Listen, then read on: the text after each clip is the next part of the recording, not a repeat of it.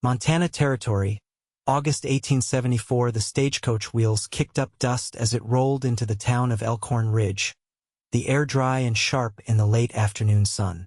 Folks on the wooden walkways paused, some lifting hats to squint, others whispering behind gloved hands when the door opened and a young woman stepped down, one hand on her belly, the other clutching a worn carpetbag.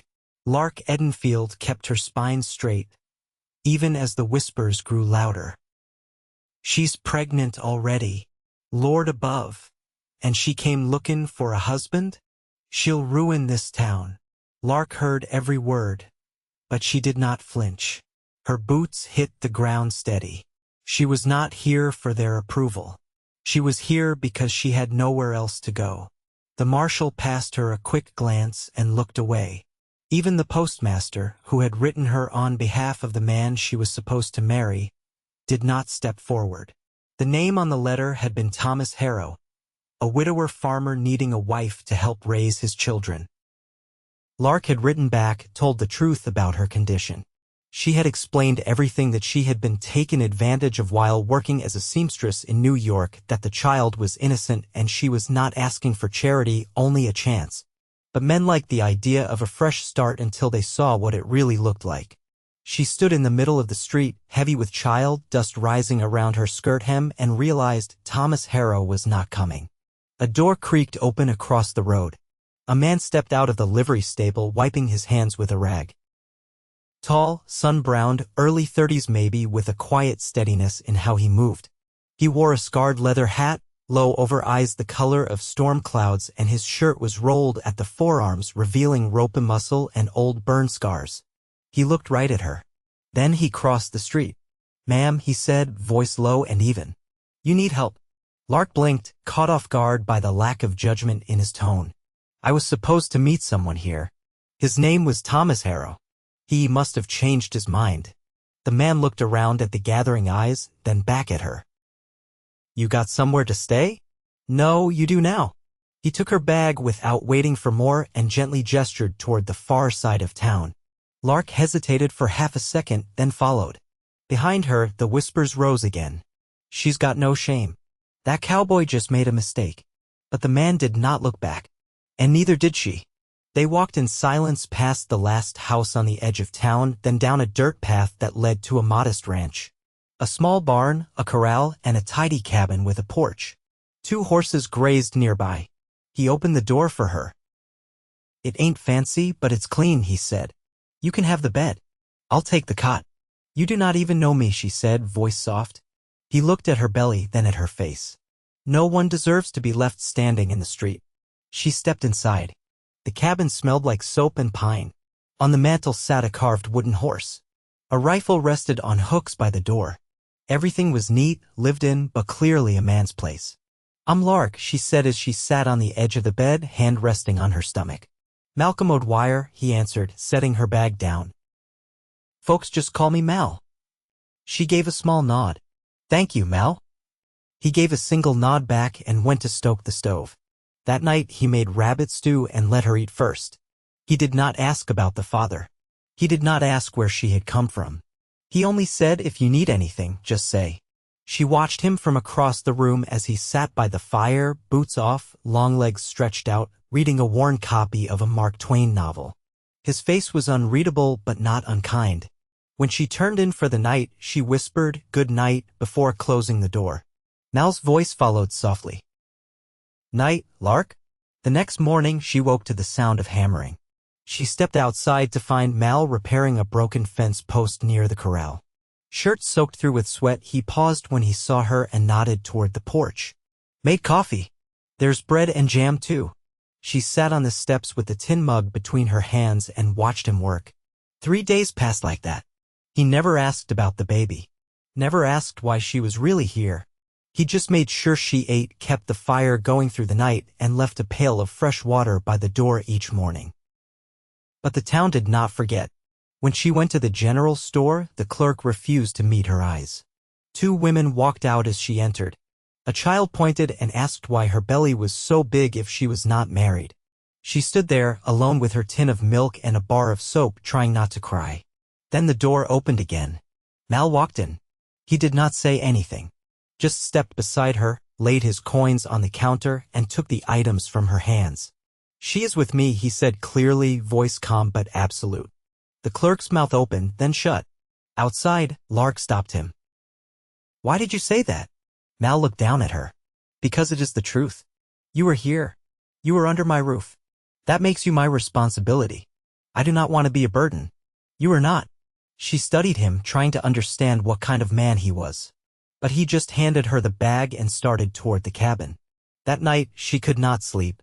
She came out to find him on the porch, a blanket over his shoulders, watching the moonlight on the fields. "Did you mean it?" she asked, stepping beside him. He looked at her, eyes tired but sure. "Yes. Even if the baby is not yours?" He nodded once. "Especially then." Her throat tightened. "I was scared no one would ever say that," she whispered. He looked down at her, and something shifted in his gaze. "You do not have to be scared anymore." She sat beside him, close enough their shoulders touched. In the distance, a coyote called. Neither of them said another word. But she did not go back inside. And he did not move away. By the end of the week, it was no longer silence that filled the cabin, but quiet comfort. Mal showed her how to gather eggs from the henhouse. She mended his shirts. He brought her wildflowers without a word, just set them in a jar on the table. When her back ached too bad to stand, he helped her sit, then knelt and gently rubbed her lower spine with calloused fingers. "You do not have to do this," she whispered once. "I want to," he said. One night by the fire, she looked at him and asked, "Why are you alone?" He shrugged. "Lost my wife 5 years ago. Fever took her. We never had children." "I am sorry." He nodded. "Me too." She reached across the space between them and took his hand. He did not pull away. And that was how it began. Not with declarations, but with steady hands, quiet kindness, and two people who had been left behind finding, slowly, they might still belong somewhere after all. Late summer drew its breath slow and hot across the land, curling the grasses and drying the creek beds until the stones beneath them showed pale and bare. Lark sat on the porch with her ankles in a bucket of cool water, a kerchief tucked beneath her chin to keep the sun off. Mal was somewhere behind the barn, splitting wood for winter. She could hear the steady rhythm of the axe, the occasional thump of logs tumbling into a stack. She bent forward and smoothed the hem of her dress over her knees. The baby shifted low inside her, heavy now restless. She pressed one hand over the movement and murmured something quiet, something only meant for the child. Footsteps in the dirt made her glance up. A figure approached on horseback, a woman, riding proper side saddle, her black skirts pulled neat around her legs. She reined in at the edge of the yard and dismounted with practiced grace. Her hair was pinned high beneath a straw hat and her gloves looked more expensive than anything Lark had worn in her life. "Mrs. Edenfield," the woman called, voice clipped and precise. Lark stood slowly, steadying herself with the porch rail. "Just Miss Edenfield." The woman removed one glove and extended a hand.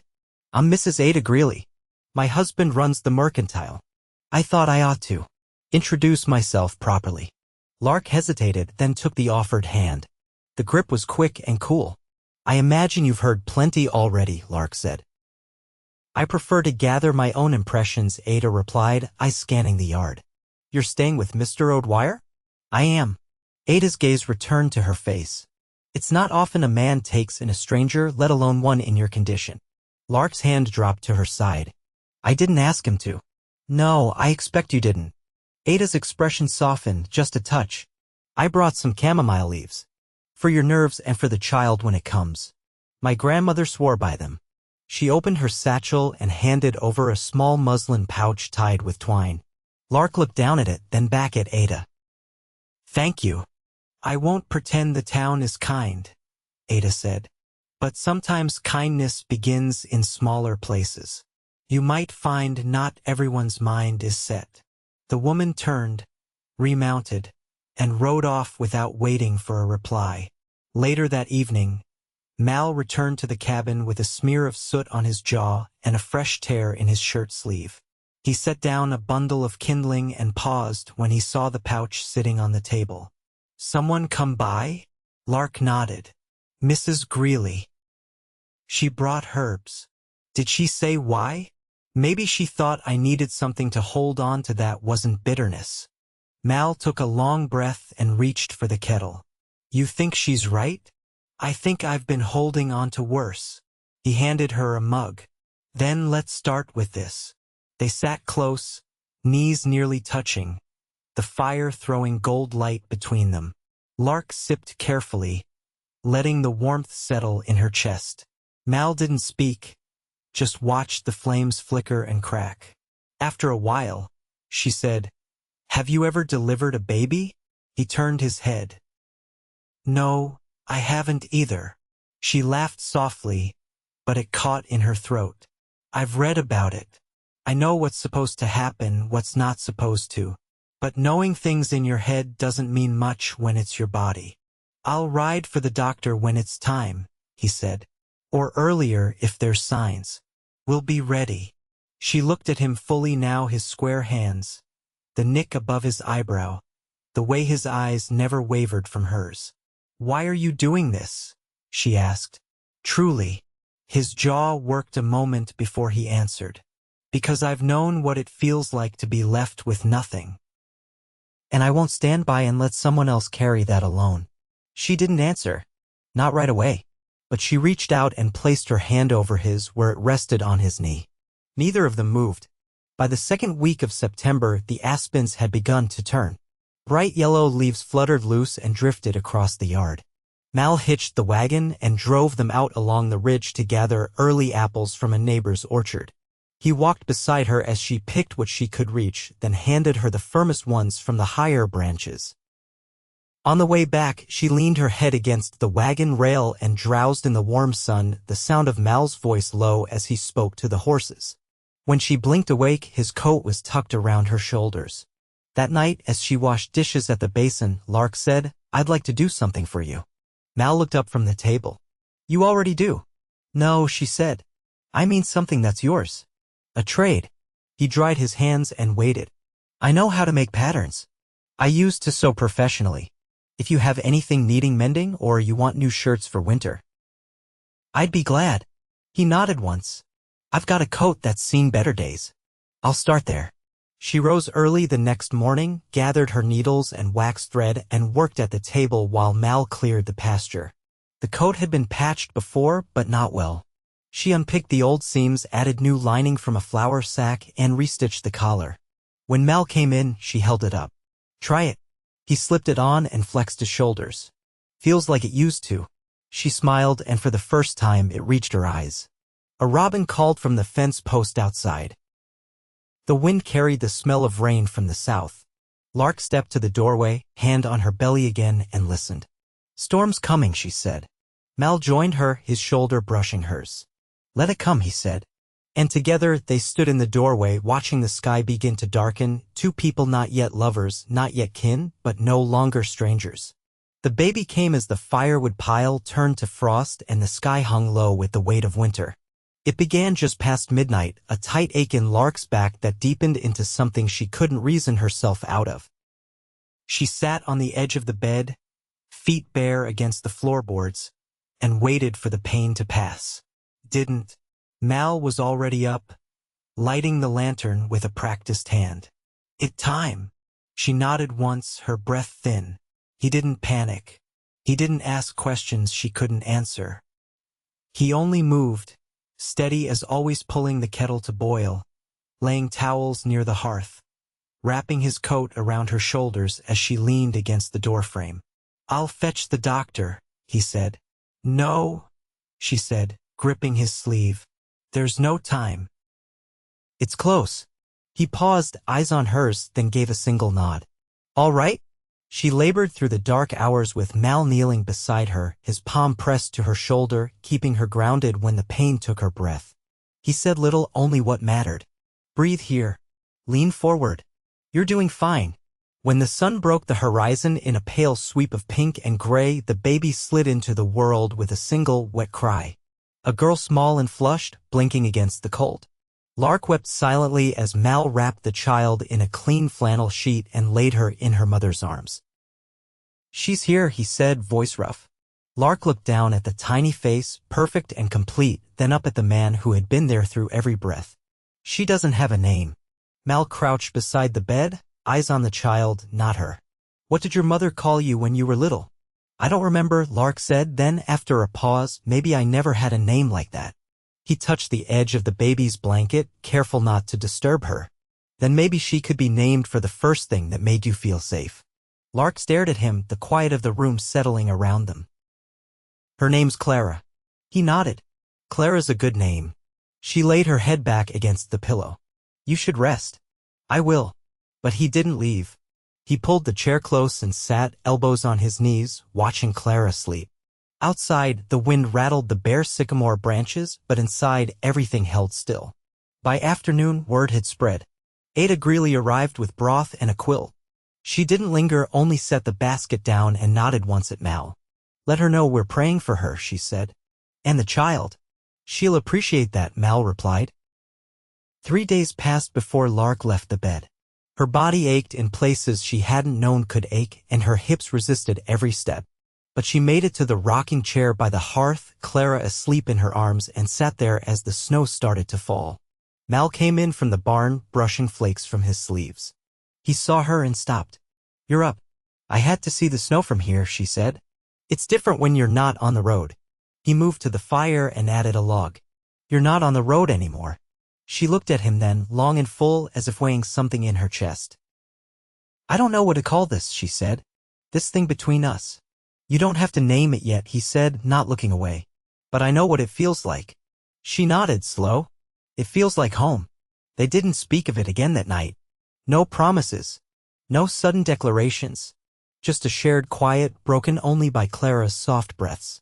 Later, as Lark dozed in the rocker, Mal lifted the baby from her arms and cradled her against his chest. He walked the length of the cabin once, then twice, whispering something neither of them would remember later. Only that it was gentle. Only that it mattered. By the end of the week, Lark had taken over the kitchen, though she still moved with care. She prepared salt pork and cornmeal mush, humming under her breath while Clara slept in a wicker cradle Mal had made from willow cuttings. He didn't speak of the effort it took to shape it or how many times the reeds split in his hands. He only set it by the hearth and nodded when Lark touched the wood with trembling fingers. One morning, as the fire crackled low, she turned from the stove and said, "You could have walked away." "Back when I first stepped off that coach." Mal looked up from the saddle he was mending. "I didn't want to. But why me? Why take that risk?" He set the awl down, wiped his palms on his trousers. "Because you looked like someone who'd been told no too many times. And I had more than enough yes to spare." She crossed the room to him slowly, her hands still dusted with flour. "And now," he stood to meet her eyes. "Now I want more." Her breath caught. "Of what?" "Of this. You. Her. The sound of your voice in the morning. The way you don't flinch anymore when I walk through the door." She stepped closer still, resting her hand flat against his chest.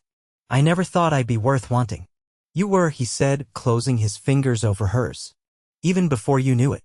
She kissed him there, just above the place his heart beat steady and sure. And he kissed her back, slow and certain, as if time itself had been waiting for the moment to arrive. Outside, snow fell in thick, quiet sheets across the land. Inside, warmth gathered not just from the fire, but from the shape of a life being built, not rushed, not forced, but steady as breath and weather and the turning of seasons.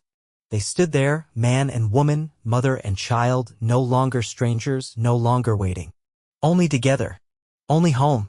The first thaw came early that year, turning the packed snow along the creek into a slow, silver ribbon and waking the meadowlarks from the cottonwood trees. Clara lay nestled in a basket at the edge of the porch, swaddled in wool, her eyes tracking the flicker of bare branches above. Lark sat close by, darning a pair of socks with her needle dancing quiet and sure, her fingers steadier now than they'd been in months. Mal stepped up from the pasture with mud on his boots and a coil of rope slung over one shoulder. He paused at the porch rail, watching mother and daughter with a look that lingered longer than usual. "You ever been to the Bitterroots?" he asked. Lark glanced up from her mending. "No, thinking I might ride out that way next week. Neighbor's got a yearling needs fetching. Could take the long trail back. Let Clara see the wildflowers come spring." Lark folded the sock carefully and set it in her lap. "Would you want us with you?" I was hoping you'd say the same. She gave a small nod and looked down at Clara. She's growing faster than I can keep up. Feels like I blink and she's changed. Mal sat on the step below her, his back to her knees, arms resting on his thighs. Funny how quiet fills in once a child comes. Not silence, just peace. Lark's hand moved to his shoulder, resting there without thought. I used to think I'd never know what peace felt like. He leaned into her touch without speaking. That afternoon, they walked down past the fields where the soil had begun to soften. Lark carried Clara against her chest, wrapped in a sling she'd sewn from old linen. Mal had brought a spade, and where the ground yielded, they turned up the earth and planted onion bulbs and early peas. Lark knelt to pat the rose flat, her sleeves rolled high, her hair tied back with a strip of blue calico. "Did you grow up with a garden?" Mal asked, working beside her. "No. We rented rooms above a linen shop." "What little green the first saw came from window boxes. You run your hands through soil like it's familiar." She smiled faintly. "I think maybe it is. Even if I didn't know it then." Mal leaned on the handle of the spade. "Your hands are different now." She looked down at them, calloused at the fingertips, the crescent of a recent prick still healing near her knuckle. "I used to care about keeping them soft," she said. "Now I care if they're strong enough to carry her." He nodded slowly. "You've got the kind of strength folks don't always see. But it's there." Lark brushed a strand of hair from her cheek. "Do you ever miss your old life? Before me? Before Clara?" Mal's response came after a pause. "I miss parts of what I thought I had, but I wouldn't trade it for what's here now." That night, after supper, Clara would not settle. Her cries filled the cabin, sharp and inconsolable. Lark paced the floor, bouncing gently, whispering lullabies that had no tune, only the rhythm of comfort. Mal lit the lamp and pulled down a small bundle from the top shelf, a piece of soft cloth wrapped around a carved rattle. "She might take to this," he said, offering it over. Lark turned it in her hand. "Did you make this?" "Few winters back. Thought maybe someday I'd have someone to give it to." She placed it in Clara's hand and the baby's fingers closed around it. The cries eased. Lark looked up at him. "You've thought about this longer than I knew." "I tried not to," he said. "But hope's a stubborn thing." She stepped closer, Clara now quiet between them. "I hope too," she said. "More than I let on." They didn't kiss, not then. But he reached for her hand and she let her fingers tangle with his. Later, after Clara had fallen asleep, Mal moved the cradle near the fire and returned to the table where Lark stood folding laundry. "I was thinking," he began, his voice low, "about what it means to build something lasting." She set the cloth down and met his gaze. "I'd like to ask you," he said. "Not just to stay, but to make this life together, as man and wife." Lark drew a breath, her eyes brightening not with surprise, but with something deeper. "I wondered when you'd find the words. I didn't want to rush it." "You deserve the asking done right." She stepped toward him, her voice steady. "You already did it right. Every day you stayed. Every quiet thing you've done." "So is that a yes?" She threaded her arms around his waist, her cheek resting against his chest. "Yes," she said. "It's been yes since the day you gave me shelter." Outside, the wind shifted, carrying the scent of thawing earth and early grass. Inside, a promise settled, unspoken, but understood. They would marry in spring. Not for show, not for forgiveness, but because love had taken root in the quiet spaces between days. And it was growing. Steady. Sure. The wedding was held in the clearing behind the cabin, near the stand of birch trees where the snow had melted first. Mal built an arbor from split cedar, and Lark sewed her own gown from a bolt of ivory muslin Ada Greeley ordered in from Helena. Clara, bundled in a blue shawl, was carried by Ada herself, who had taken to doting on her as if she were kin. It wasn't a large gathering. Just a handful of neighbors, some from across the ridge, a few from town who had softened toward Lark as the months passed and her quiet dignity proved stronger than rumor. The preacher came up from Elk Creek on horseback, bearing a leather-bound Bible and the scent of pipe smoke. Mal waited beneath the arbor with his hair smoothed back and a new vest Lark had made with leftover wool from a trade. His hands were still rough, his boots worn, but his eyes held a steady warmth that hadn't been there the year before. Lark walked to him on her own, her arm looped through Ada's for the first few steps, then alone the rest of the way. Her hair was pinned with wild plum blossoms, her lips unpainted but certain.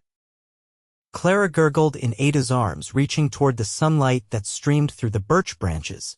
When the preacher asked if she would join her life to Mal's, Lark's voice didn't waver. "I already have," she said. "But yes," Mal answered without a pause. "Yes, and always." They didn't kiss until the preacher gave leave, but when they did, it was quiet and sure, like everything they'd built, no spectacle, just truth. That evening, Mal stoked the fire while Lark rocked Clara near the hearth. The cabin smelled of fresh bread and pine smoke. The guests had gone hours ago, leaving behind a jar of molasses, a pair of wool blankets, and a carved wooden spoon shaped like a flower. "You never told me what you thought when you first saw me," Lark said, her voice soft but not uncertain. Mal looked up from the coals. "I thought you looked like you'd been walking through storms too long, and I wanted to be the place you could set that down." She stood and crossed to him, Clara still asleep against her chest. "I don't want to forget the road that brought me here," she said. "You won't," Mal said. "But you don't have to carry it alone anymore." She pressed her forehead to his for a long moment, then kissed him, slow and full. The spring passed into early summer with more rhythm than struggle. Mal built a coop for the hens, and Lark bartered with a woman from across the river for a length of lace to edge Clara's swaddles. Neighbors came more often now, some with sugar, others with stories. No one asked questions they hadn't earned the right to. Clara grew round-cheeked and bright-eyed, her fingers always reaching for her mother's hair or the leather cord Mal wore around his wrist. She laughed often, especially when Mal bounced her gently on his knee while reading aloud from Twain or Cooper. One afternoon, as Lark was shelling peas at the open window, Mal came in with a set of hand-carved blocks in his coat pocket. "She won't be old enough for those for months," Lark said, raising a brow. "I know," Mal said, "but I figured if I start now, I'll have more by the time she's ready." Lark smiled and reached for his hand. "You're going to carve her a whole world, aren't you?" He kissed her temple. "Only the best pieces." By midsummer, the garden had taken root strong and full, with rows of beans, squash, and early tomatoes. Lark showed Clara how to press her palm into the warm soil while Mal laughed from the porch, watching them with the ease of a man who had spent his whole life waiting for this kind of day without realizing it. That evening, Lark laid her head on Mal's chest as they sat on the porch steps, the sky streaked with pink and gold. Clara slept in the cradle beside them, her breath soft and even. "You ever think back to that first night?" Lark asked. "More than I say," Mal answered. "I didn't know what would happen. I thought I'd be a burden." "You weren't," he said. "You were hope walking through my door." She nestled closer, her hand resting over his heart. "I never thought I'd be loved like this," she whispered. "You were always worth it," Mal said. "You just needed someone who'd wait long enough to show you." They sat there until the stars came out, no need for more words. Years later, the cabin still stood, weathered now but strong. A second cradle had been built by Mal's hands, and the garden stretched wider. Clara grew into a girl with her mother's eyes and her father's steady way of listening. A boy followed, named Eli, born on a soft September morning with the same calm breath as his sister. Lark taught the children how to stitch and plant, how to read by firelight. Mal taught them how to listen for weather, how to carve wood without wasting it, how to keep promises even when no one's watching. They grew older, but not apart. Love settled into them like roots, quiet, unseen, but holding fast. No one in Elkhorn Ridge questioned Lark anymore. They saw her walk through town with her head high and her children close, and they nodded first. On their 10th wedding anniversary, Mal gave her a locket carved from birch, inside etched the words they'd never needed to say aloud but had always known. And when they sat together at night, watching the sky shift above their land, there was no ache in either of them, no shadow left unspoken. They had weathered the hard seasons, and they had one together.